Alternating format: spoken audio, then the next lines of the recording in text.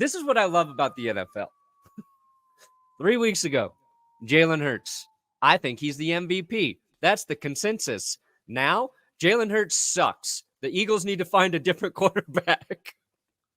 The opinions change so quickly. You are giving no leeway as a football player. Like, Jalen Hurts got the Eagles to the Super Bowl, played incredible in the Super Bowl. They still lost. Dude plays through a little rough patch here, has the flu. Their offensive coordinator's gone.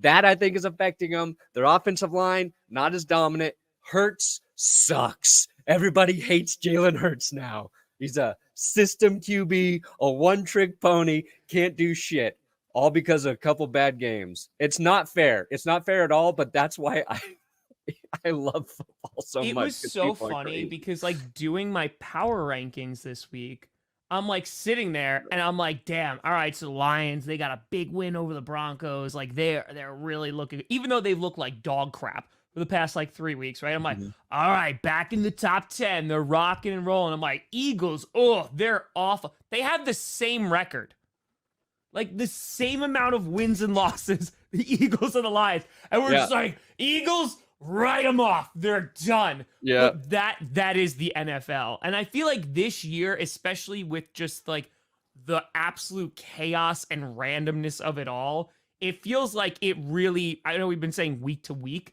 but like it goes from Super Bowl contenders to absolutely not within to fire a game. Everyone. Dude, everybody's got to go. It's wild. There should be, the NFL should add another team, and it should just be one fan-controlled team that every GM decision is made by a fan vote. Please let us do it. Please let us do it, Brandon. Oh my Please God. let us have a team. Please let us have a team. We'll be so bad, but it'll be the greatest content ever. Watch out, Albuquerque. We're about to bring you an NFL franchise. No, we'll bring it back to St. Louis, bro. No, that's too close to Kansas City, and I do not want to be dealing with Chiefs fans. Fine. Albuquerque, the desert deserves it. Suck it, We'll just move the Cardinals to Albuquerque, and we'll take over the Cardinals. We could do better than Bidwell.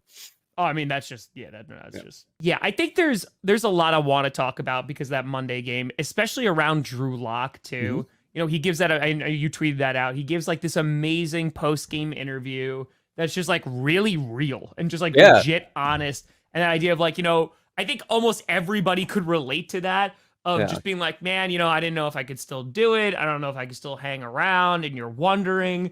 And then he goes out and has this game where he doesn't play perfect, but dude like leads at a phenomenal drive. DK Metcalf makes like some amazing catches. And it's just so damn awesome to see. And that like that win for the Seahawks, that hurts the Packers. Like that hurts their playoff chances. But it's hard to not root for a guy like Drew Lock because it's just something so relatable that's there.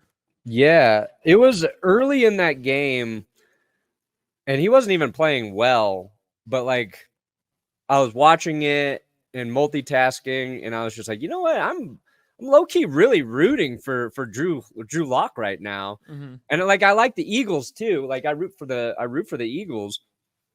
But I was rooting for him, and then to see the way that game like concluded, and to see him get in prime time, get all the attention, because like Broncos fans know two things are true, okay, about Drew Lock. One, he never got a fair chance here in Denver. Vic Fangio in the front office decided to fire Rich Scangarello after his first season as offensive coordinator, and that's when Drew Lock was playing well. And that's really where a lot of like the anger I have towards Pat Shurmur comes from, because they bring in Shurmur. It was not the right fit. He regressed with the wrong coach, and they had something working, and they made the change because Vic Fangio literally didn't want to have to think about the offense at all, didn't want to coach the offense, and didn't like having a first-year offensive coordinator under him, right? Just the most old man curmudgeon bullshit you've ever heard of, okay? So Drew Lock didn't get a fair shake. Vic Fangio? What's that? That was Vic Fangio who did that? Yeah. Oh. I mean, because it sounds Get off my lawn. Sorry, had to. All right. Good. I had to throw it in there. Yeah. Good. Second, Drew Lock does not make great decisions with the football. And that's one of those things, like, Do you just need to play, keep playing, watch that part of your game progress? You saw even in that game, like there was a deep throw that he misses. Like his accuracy is a little bit of an issue. So there's flaws in his game. Mm-hmm. But what I loved about that game on Monday night is Jalen Hurts did not play well. He played worse than Drew Lock.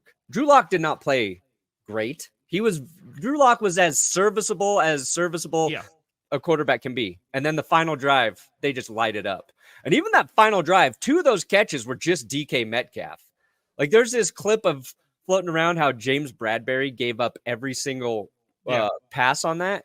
One, he was off coverage, got burned there. First throw. Second one is that weird thigh catch thing. I thought Bradbury's in good position. The ball's kind of behind. It's like, I think it's a bad throw that DK just brings in. And then that other one's double coverage. Like you had 2 Eagles right there, and DK's just like, no, I'm bigger and stronger. And was a good throw, but that one was a good throw by Locke. It literally was like double coverage. That was his best throw. Yeah. And then JSN makes like, a fingertip catch in the end zone. So he put that last drive by Drew Lock was great. It was also even better by DK. It became the story, and it erased any part of earlier in the game where you had like Joe Buck ripping on Drew Lock as well. And we were all happy for Drew. It was cool to see so many people rooting and happy for him. That little moment, and I know that's the one thing that like kind of went viral of him like checking the fit, and you see Geno Smith on the side. Like that is just, dude. Monday night, and I really think it's reflective of this season, just shows like how effing awesome sports are. And like, especially the NFL, because how many times has this happened this year? Josh Dobbs, right? Yep. He's going to Joe Flacco right now. Jake Browning has gotten there too. Now Drew Lock. Like there's just been these stories of these underdogs or these backups or these guys who really haven't gotten a shot. And they've been able, Tommy DeVito, who have come in, and even if it's for a week or a couple of weeks, like they make a profound impact in the way that the NFL moves, like that usually takes over a story. Because now they're talking about, well, did Drew Lock get a fair chance? Do we continue to start Drew Lock? And I'm not saying that he's going to be the long-term starter. No, Geno's better than Drew. Like I'm comfortable saying that. Yeah. But like those moments are what make this sport awesome. Yeah. Because it's just any given night could go out there, and a Drew Lock can knock off the defending NFC champions. Yeah. Like, it's cool. It's done 2 things. It's increased the value, I think, of backup quarterbacks. Mm-hmm. Like this season specifically is like, oh God, we really do need a solid plan for QB2 because it's affected so many teams.